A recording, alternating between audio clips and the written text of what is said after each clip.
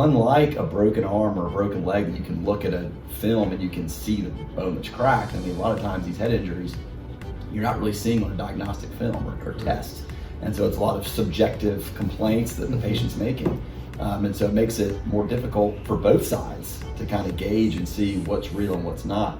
The Concussion Center proudly presents Talk-N-Headz, a podcast based on all things related to head injuries. This is not just a show about concussion.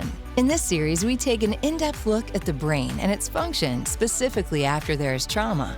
Hosted by Brent Jones, Antonio Walden, and Dr. Robert Allen, Talk-N-Headz was created to give a realistic perspective to head injuries. So sit back, relax, and let us fill your head with brain knowledge.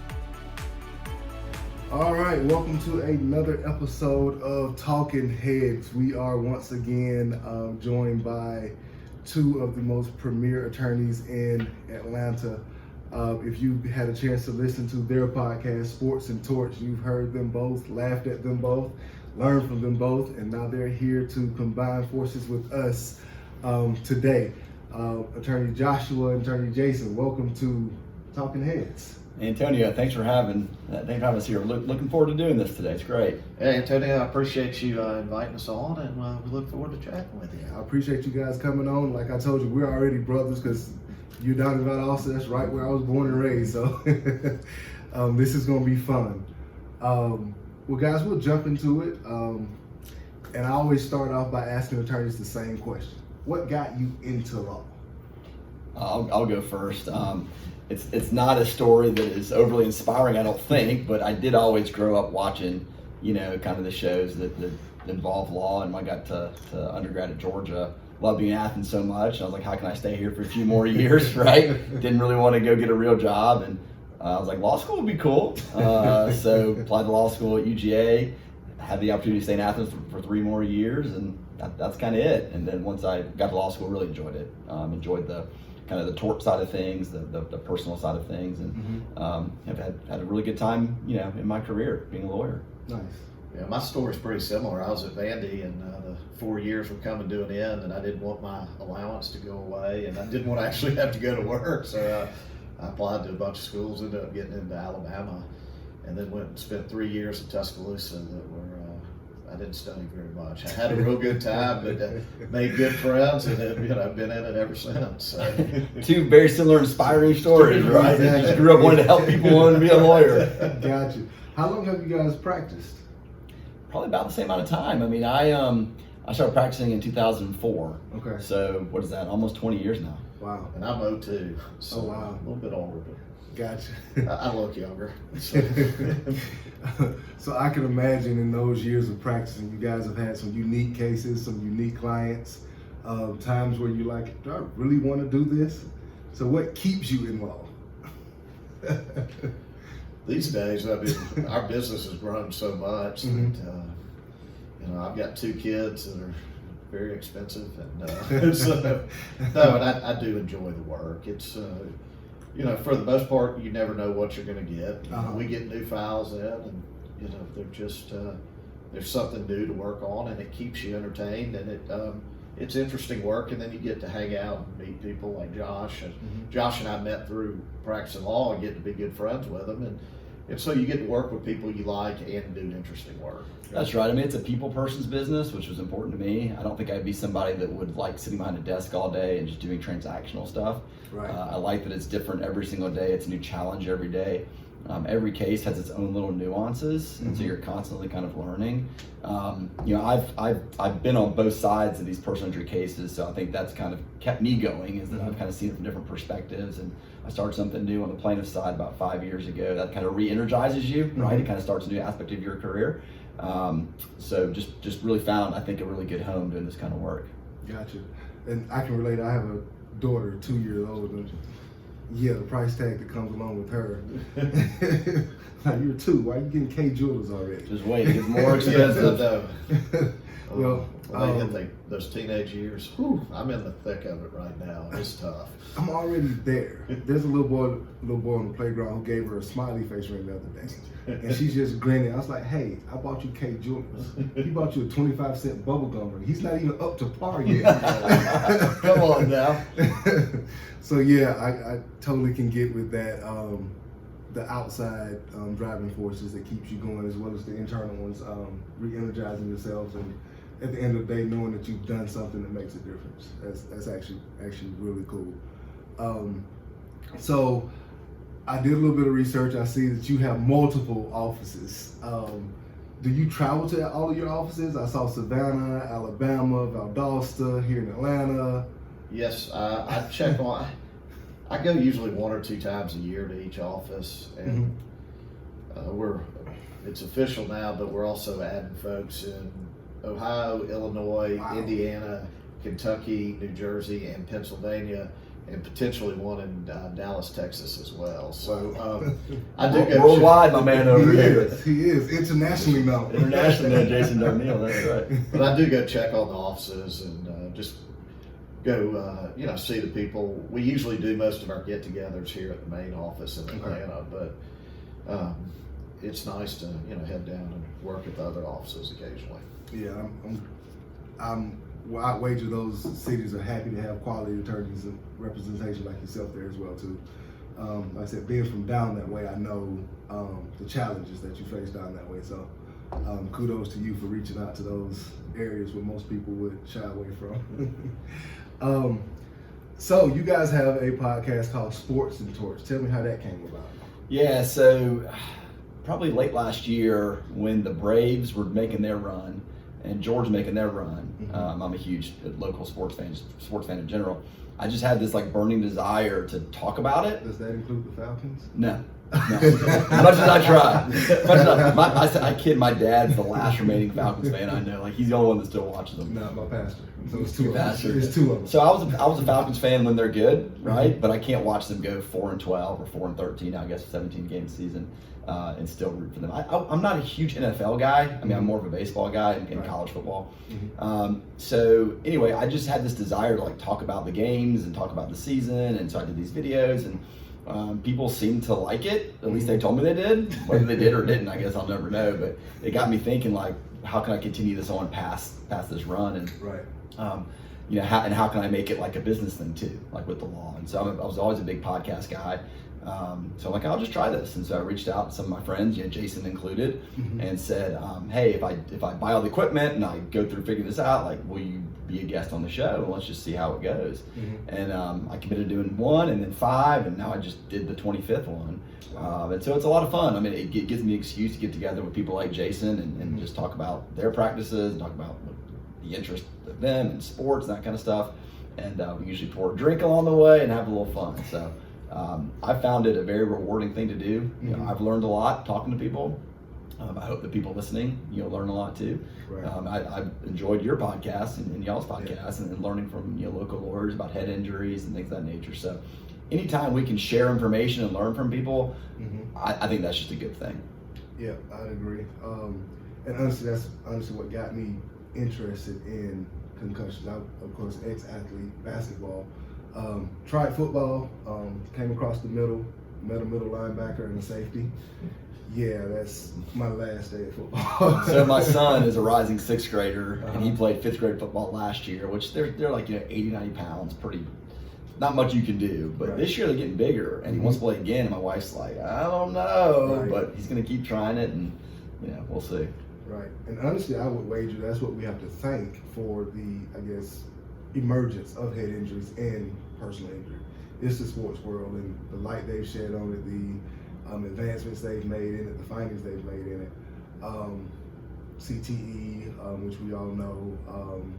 I was talking to an attorney earlier, and he brought up Junior Seau, which was a great example of somebody who knows, hey, something is wrong, but I can't prove it. So what I'm going to do is save it so you can study it. Because he actually shot himself in the chest to preserve his brain. And from that, we've gotten to where we are now. So with all that said, how do you guys see, I guess, head injuries and TBIs playing a role in personal injury going forward? Do you think it's going to be a bigger picture, or do you think it's reached its pinnacle, or where do you see it going? I think from the defense side, I'm seeing a lot of it right now. Mm-hmm.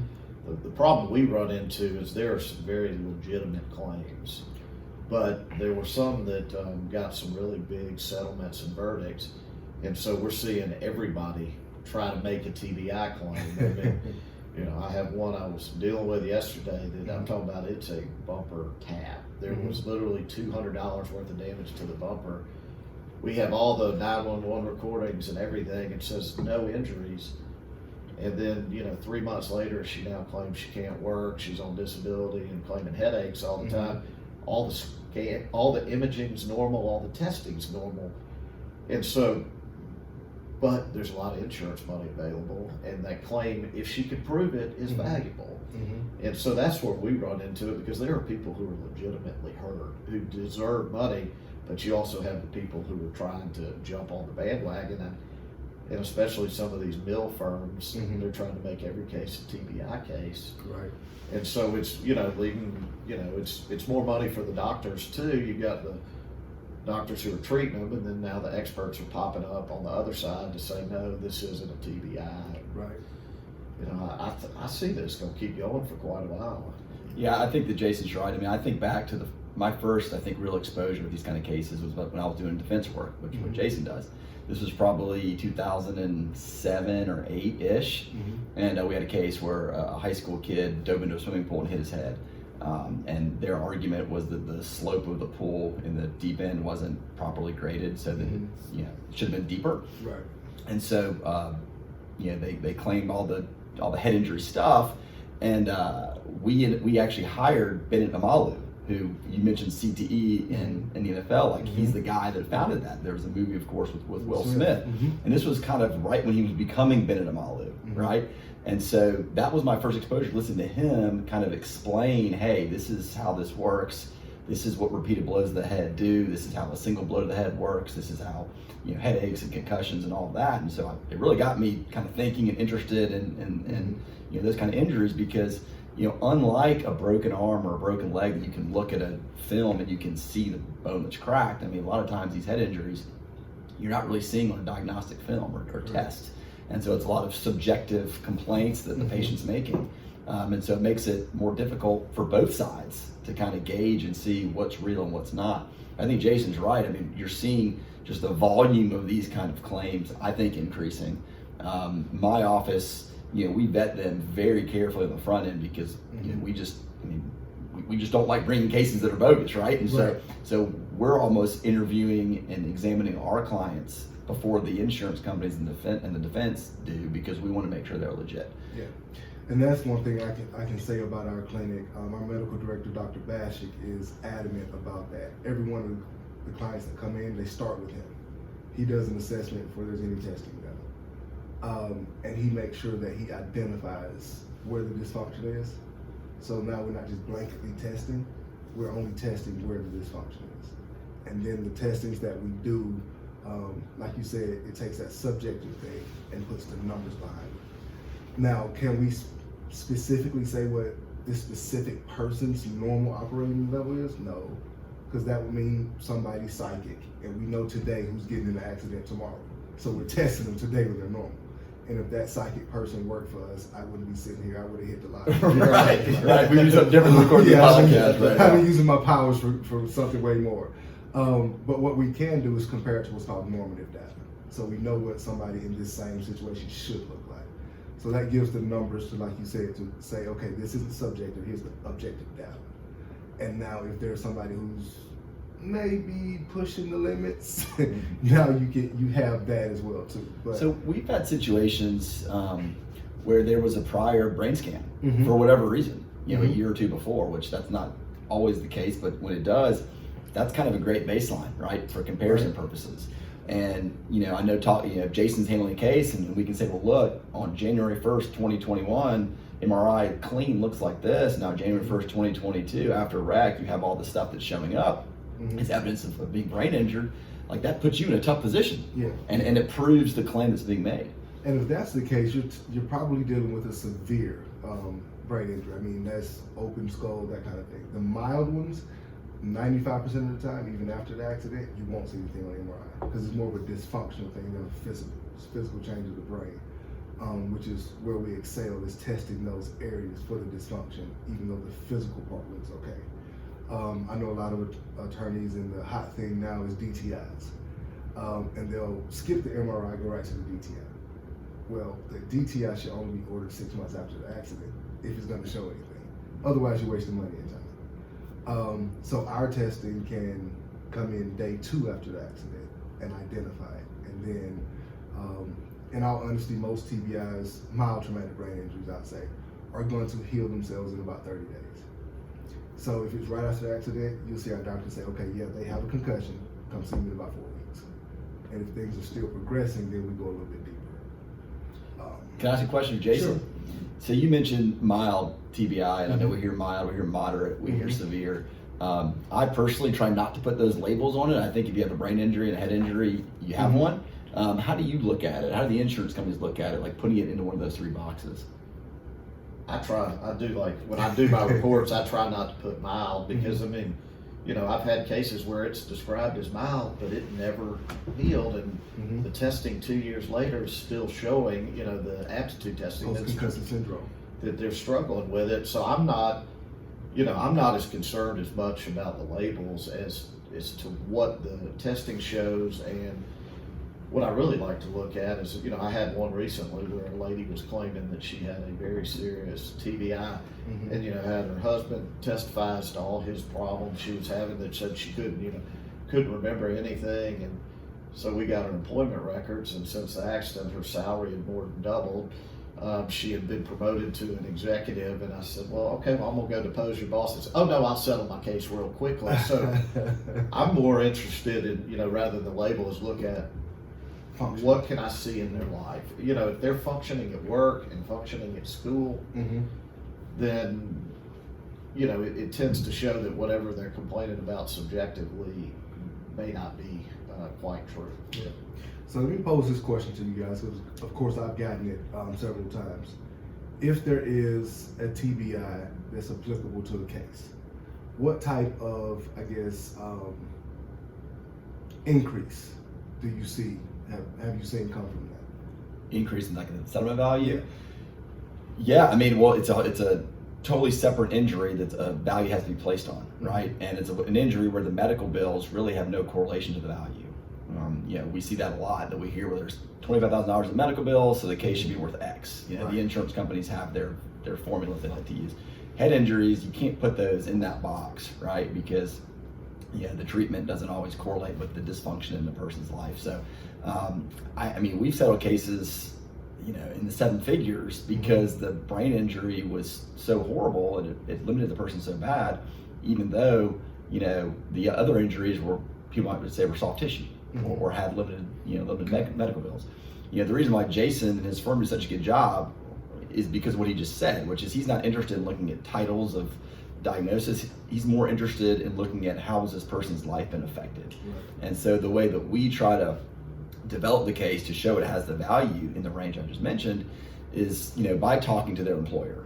And if the employer isn't backing up what they're saying, then that's not really a case. But if the employer says, yeah, this person before this wreck was on time every day, did good work, was reliable, and then now they can't come into work, their memory's bad, they can't keep their focus, they're not a trusted employee anymore, like, that's pretty compelling stuff from somebody that, you know, doesn't have a dog in the fight. You know, we've had clients that were in school at the time, and so their professors became like the #1 witness to say, you know, A student, you know, leader of the class, go-getter, and then now not making good grades, can't do their homework, can't concentrate, and there's no other explanation as to why except for, you know, the car wreck. And then you extrapolate that to it affects their ability to get a job, what kind of job they're going to get, what their salary range is potentially going to be, and all those figures come into an overall evaluation that Jason's looking at, the insurance company's looking at, because that's what we're going to tell the jury were the losses this person incurred because of the wreck or whatever it was that caused them to be injured.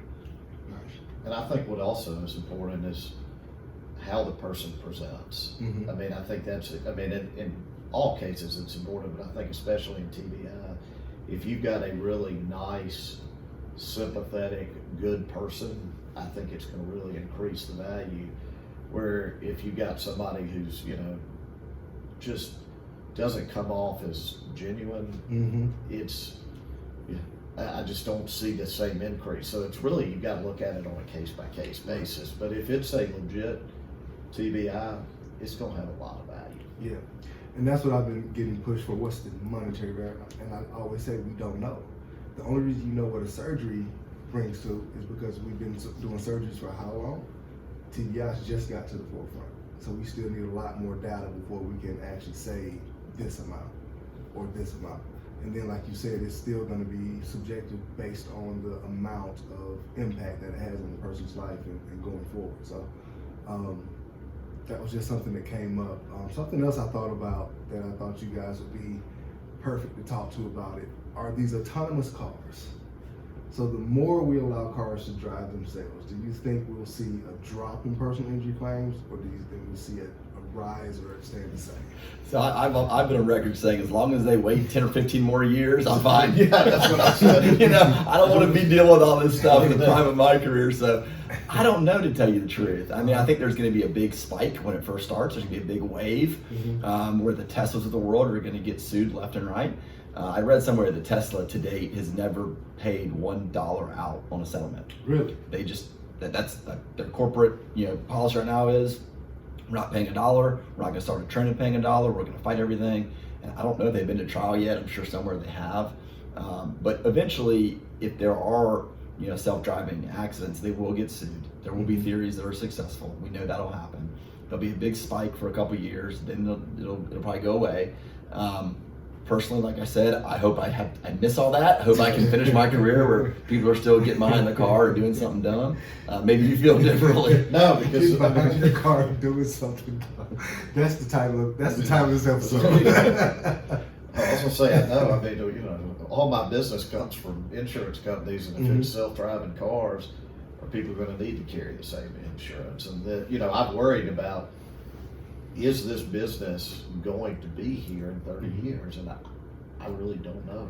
I think it will, and I think your job will be more prevalent, because what I've seen, and I did, like I was in prison, but I worked for about 10, 12 years in the collision repair industry, so I've seen the evolution of things. The cars are getting more technology, but they're not getting more safety features. So though the value of cars are rising, the safety features in cars are still pretty much the same as they were 5, 10 years ago. So I think your job is going to be pretty safe, because I now drive this $100,000 car, so a $25,000 policy is not going to cut it. So now I have to go up to $100,000 or more, or an umbrella. So it's going to be more liability for the insurance companies. So I think you're going to be fine. You're just going to have to fight a lot harder and a lot more. Well, I think that if anything that we've learned, or the history of mankind, is that people will continue to do stupid things and just continue to get in altercations with people. So I do think that our jobs as injury lawyers, defense, or plaintiff are somewhat safe. But I agree with Jason that in 30 years, if people aren't driving, I mean, my daughter should be 15 next year, and she's not like jonesing for a driver's license, right? Really? Like we were all couldn't wait, Right. because they're so used to like Uber as an option or whatever. So, you know, I don't know. I mean, I don't know what the future holds in terms of everybody relying on transportation as cities kind of get to more mass transportation. I don't know. Yeah. No, I mean, the car thing baffles me, because I've known several of my friends' kids, they turned 16, they didn't even bother to go get their license. And I'm going, Really? the day I turned 16, I got my license and I was gone. 15. Yeah, no. And I kept telling my kids, I said, you really don't want a phone.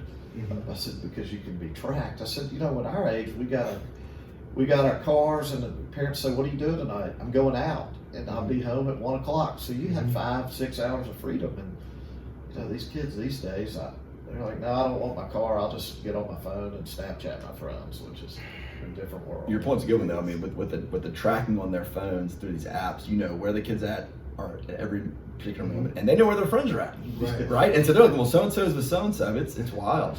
It's funny. I keep seeing a picture on social media. Like you said, kids nowadays can look at their phone and say, "My friends are here." how do we track our friends? By the house with the most number of bicycles in the front. Right, or the biggest basement that the parents don't care that you can just hang out in. Or who had a basketball court in the backyard or a swimming pool. That's right. So yeah, times have changed. I'm interested to see what, I guess, innovations they're going to make. Because, like I said, I've seen the technology. I haven't seen any safety features come with these new cars. And honestly, I don't like to look at the Teslas. They all look like little ladybugs to me. I'm a big guy. I need an SUV. They're pretty sweet to drive. Though my brother has Really? one, and I borrowed it a couple weeks ago for a couple of days. You can scoot around those things pretty good. They got some serious power when you first start going. But what's the mileage on them? Still like 250, 300? Yeah. So if I drive to Thomasville, I got to charge. And speaking of, if I tell my dad, hey, let me plug my car into your house, not running up my light bill. You got to find a Whole Foods on the way down there. Right. In Thomasville, he's never been down there, has he? I'm saying on the way down. Yeah. I'm saying on the way down. Yeah, I was gonna say that. You got to break it up. You got to get there and back. If you're looking for a Whole Foods, you got to try to hope to get to Tallahassee. So, but hey, so I'm gonna ask you this, guys, for somebody who's listening who has not or is not involved in the industry, in layman's terms, explain to them what a tort is. Go ahead, Jason. That's a law school question. Welcome to 101. Yeah, I said that I didn't do very well. Yeah, I mean, you're a law school professor at Harvard, aren't you? Yeah, I don't think so. I mean, look, I view a tort as the case that we handle, which is, an incident where someone does something wrong to somebody else. Okay, in its most simplistic terms. Right. And they committed some act of negligence, we would argue, that caused someone to be hurt. There's intentional torts where you intended to do something, you assaulted somebody and you intended to do it. And there's accidental torts, which is the car wreck case where you just ran the red light or you were speeding and shouldn't have done it. Or in a restaurant, you left water on the floor and somebody slipped and fell. I mean, that's a tort. And then the way that Georgia law compensates tort victims is through money damages. Right? You can't undo what was done. We wish we could snap our fingers and make the wreck not happen. Of course, we can't do that. And so the way that you get compensation is to file a tort claim. You file a lawsuit against the person or company that did something wrong, and you ask the jury to compensate that person for what damages they caused. The medical bills, pain and suffering, lost wages, any future medical bills that the person might have, any scarring, disfigurement, that kind of stuff. So yeah, there's a whole first year law school on torts that we all hopefully listened and paid attention to. That's kind of my 30-second kind of description. I don't know if yours is. No, I'd agree with it. I mean, I remember my first year tort exam, they wrote a paragraph. Oh, wow. And it was a question, not paragraph, it was full page, and it was talking about somebody was walking on a broken sidewalk where there was ice and they slipped and fell, and then they got hit by another car. I mean, it was identify all the torts. And so you went and, I mean, a tort's basically, I agree with Josh, it's anytime somebody does something that causes harm to somebody else. I mean, and the most ones we see are car wrecks. You rear end somebody, that's a tort. And I also do a bunch of construction work where there's a ton of torts there where it's, hey, they built your house. The guy who designed it didn't realize that, maybe we need to stop water from coming in. So water's coming in, and things like that. And so they're all different kinds. And there's, the law is very, it's the enlightened conscience of the jury as to what the damages are. And so that's why there are different counties, cases are worth different amounts. Right. I think the only thing I would add, don't mean to cut you off, but just to kind of compare it to a criminal act, right, where somebody violated a law. Someone stole something, someone, whatever. That's not a tort. I mean, it can be, but we're talking about what we handle are a civil tort, where someone did something that didn't necessarily violate a law. I guess a traffic citation would kind of be that, but you know what I mean. And so, we're not involved in cases where someone's going to go to jail at the end, right? That's something totally different. That's what a criminal lawyer does, defense, and a prosecutor does, right? So we're not really handling those kind of cases. It's all civil stuff. Gotcha. So I always like to hear interesting cases that attorneys have had. So is there a case that comes to mind that you always will remember, whether it's 10 or 15 years from now when all cars are flying and driving themselves like the Jetsons, or 10 or 15 years from now when you're still fighting, and now it's not just $1 million policies, but $3 million policies. But I always like to hear those interesting cases that attorneys have traversed through.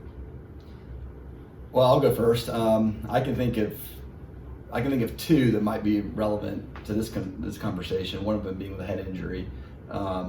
Client lives in North Carolina, was traveling through Georgia, and she got in a bad wreck, got a head injury. Her previous attorney didn't really have the ability to recognize it. She kept telling him these are my problems, and he was focused so much on just like, her back and her neck, and he kind of missed it. And then when she was pushing him on it, he got kind of frustrated and was like, I don't think that we're on the same page. We probably shouldn't keep working together. And so she got to me, which is always tough when you come in like down the road after an attorney's already kind of done his thing, and we're very hesitant to get involved unless the case warrants it. And I met her up at a coffee shop in North Carolina, her and her mom. She's in her 40s with her mom. And I just kind of believed what she was telling me. I'm like, I think that this first attorney kind of didn't really do you justice in looking into this. And so it was a case where she was a grad student, and we looked into her records and kind of what Jason was talking about. It all kind of matched up, that things went south after this wreck. And so we kind of rolled our sleeves up and dug into it and got all sorts of medical information and experts and 2 years of litigation and the whole thing. And we got a really good result for her. And so it just made me feel good that someone like that, who wouldn't have been given a chance to get this kind of result that's going to change her life, had she not kind of rejected what her first attorney told her, and said, I'm going to try to see this one through. So that made me probably feel the best. I mean, I've had lots of good results, not trying to sound, but that one I think I felt good about, because she could have been left without the ability to kind of get her life back on track. Well, there's one case that I tried that it doesn't really have anything to do with a head injury. That's fine. The facts of it were just so crazy, I've never forgotten it. And what happened, it was sad. A lady killed herself, but what she did is she filled up beer cans with gasoline and lit them all over her house, and it burned the house halfway down. And then the house went up for sale, and the plaintiffs bought the house. And then they hired my client, went out there the first day to repair the house. They were ended up cutting the car was burned up. They're cutting the car in a burned down house with a metal saw, burned the rest of the house down. And we ended up, but they wanted, $1 million for a house that they had paid $100,000 for. And we tried that thing for 5 days, and they asked for a lot of money, and the jury gave them $45,000. And then the other one that I'll never forget, and I won't get into too many details, was with a gentleman who was in the next room. It was a horrific case that a kid got impaled on a swing at a playground, and everybody lied about it. I got brought in later in the case and was able to get it resolved, but the facts of the case, in fact, the swing's still in my office, and were just so horrific that it's one that I'll never forget. I'm glad we were able to resolve it for that family, and able to work with Andy, who's in the next room, to get it done. But yeah, that was a crazy case. Wow. The only other one I would bring up was a dog attack case that I represented, a 5-year-old who was mauled to death by pit bulls. He was walking to the bus stop going to kindergarten when these 2 pit bulls came out of nowhere, attacked him, and mauled him to death. And it was a case, I got a call about it within like the first month of doing plaintiff's work. Yeah. I remember that. Yeah, it was like literally within the first month of me doing plaintiff's work. And I get this call, and I'm like, okay, and now I got the news calling, and I've got different people wanting to get statements from me and the family, and I'm trying to figure out like what's going on here. And dog bite cases are tricky because it's hard to find insurance coverage sometimes, right? The people that live in some of these areas that have these dogs are running free, that they're not the ones that have nice insurance, homeowners insurance policies. And so we went on a hunt to try to find something like that. And it led us to filing a lawsuit against the Fulton County Animal Control under the theory that these dogs had been running free, been roaming free in the area, in the neighborhood. Neighbors had called and told animal control, hey, we got these dogs that are running free. There's kids in the area. You need to come out and do something about it. And those calls went unanswered. And so our theory was that had animal control been doing their job they would have gotten these dogs off the street or gotten the owner to do something about it, which would have prevented this attack from happening. It was a tough theory because there's certain immunities that are available to governmental entities like that. I mean, animal control isn't a governmental entity, but it's kind of a pseudo one. And so we fought that one for a long time. We weren't as successful as we were hoping because of some laws that were not favorable for us that would protect local, companies like that with governmental immunity. But it was interesting to kind of see how all that works, right? See how the interplay between local government, city government, the dog owner was brought up on criminal charges, so we're kind of dealing with that side of it. And the family, they just wanted someone to fight for them, right? It wasn't about the money at the end of the day. We couldn't bring the child back, and so it was just, they knew somebody was trying to figure out how this happened, and to, most importantly, prevent it from happening again, right? Bring awareness to the fact that you can't have these crazy pit bull dogs running rabid, around town. Yeah. So I'd be doing this justice if I left without asking, out of the Braves and out of the dogs, which one would you put your money on repeating this year? Well, the Braves right now look like complete crap. I mean, they've won the last few. They're still under 500. I think the Braves are frankly hung over from last year. I think the fans are kind of hung over from last year.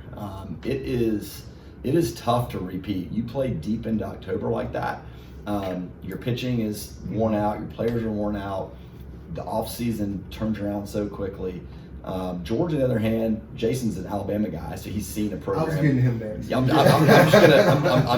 I'm saying that he's seen the way that Alabama has put a machine together that just reloads every year, and I think that's where Georgia is getting to.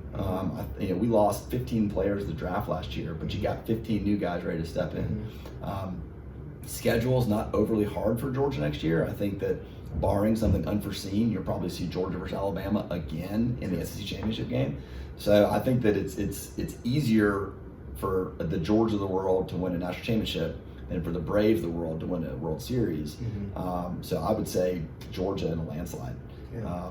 If they plug those holes on defense, which are big holes to fill. Yeah. But Roquan Smith left, and you got two guys that filled him up. Jordan Davis left. We'll see who steps up. Right. So, I mean, Alabama, we know we're going to be there. Y'all just keep bringing people back.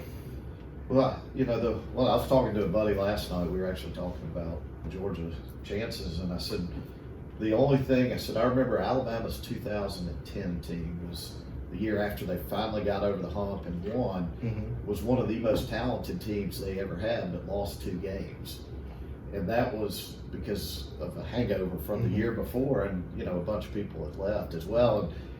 And he goes, and I was talking to my buddy, he goes, well, yeah, I'm concerned about that. And he goes, and then I'm concerned about Stetson Bennett being back, because I'm afraid we need a better quarterback this year to take us forward without having this defense that was historically great last year, that there's going to be some drop off.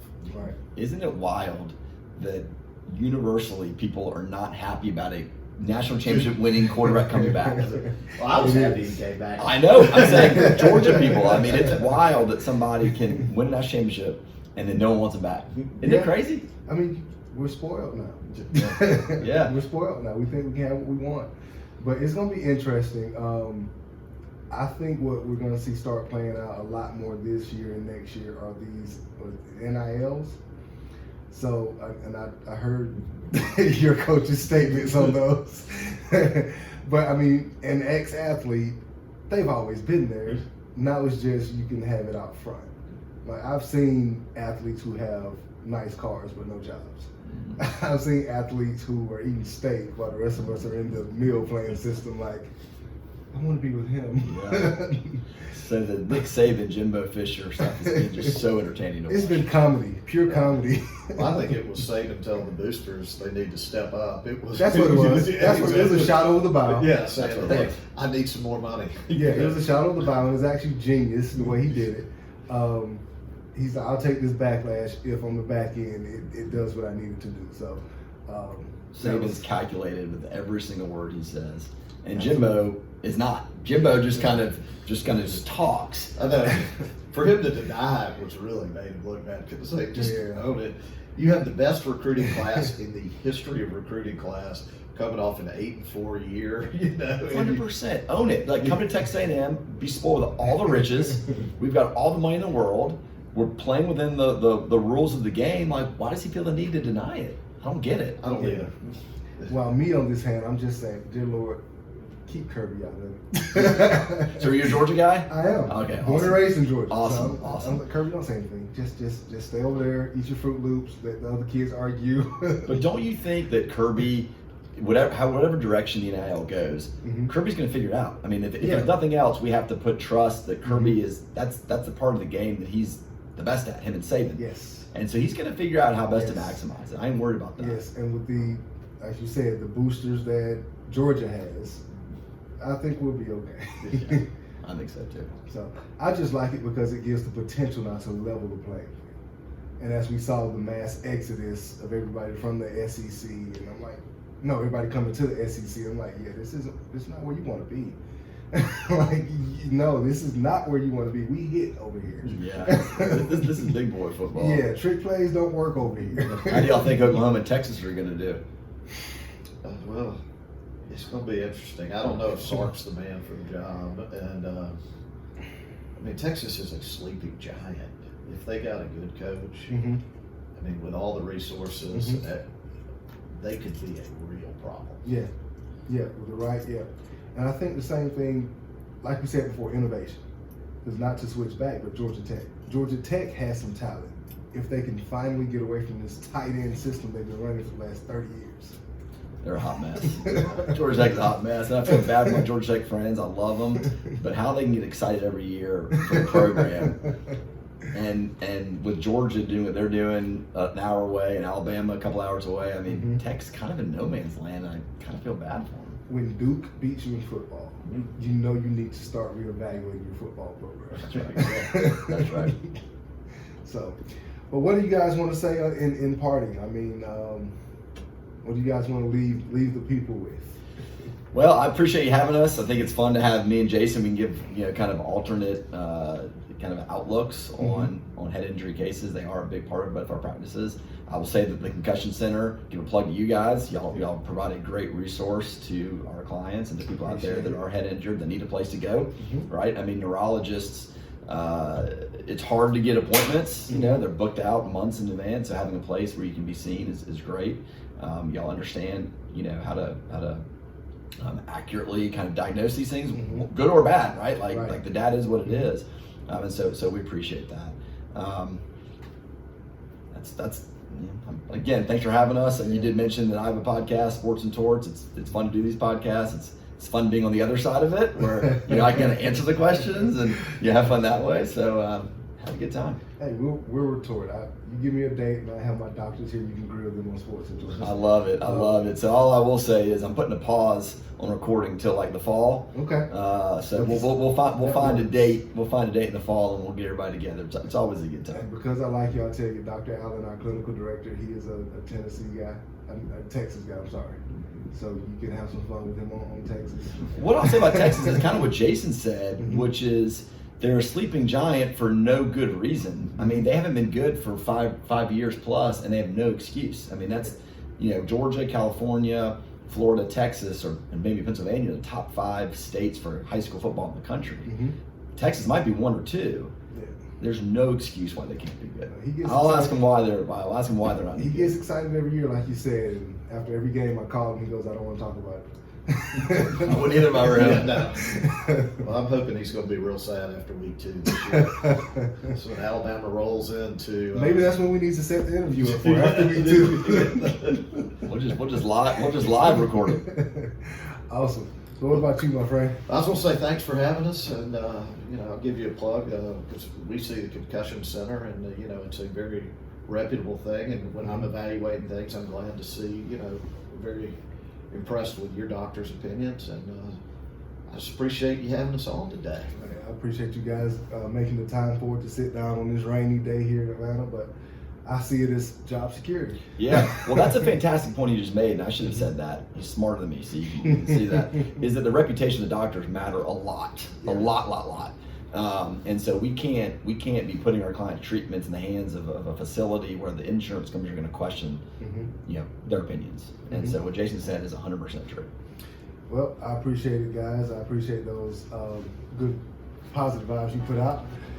But hey, that's been this episode of Talk-N-Headz, and you guys heard it here first. The Concussion Center, the best there is, the best there was, the best there ever will be. And we'll talk to you next time. All right. Thanks, man. Thank you for listening to Talking Heads. This podcast has been brought to you by the Concussion Center. We appreciate the opportunity to fill your brain with some new information regarding head injuries. If you have any additional topics you would like us to cover, please reach out to us on our various social media platforms at the Concussion Center, or hit us up on our website at concussionctr.com.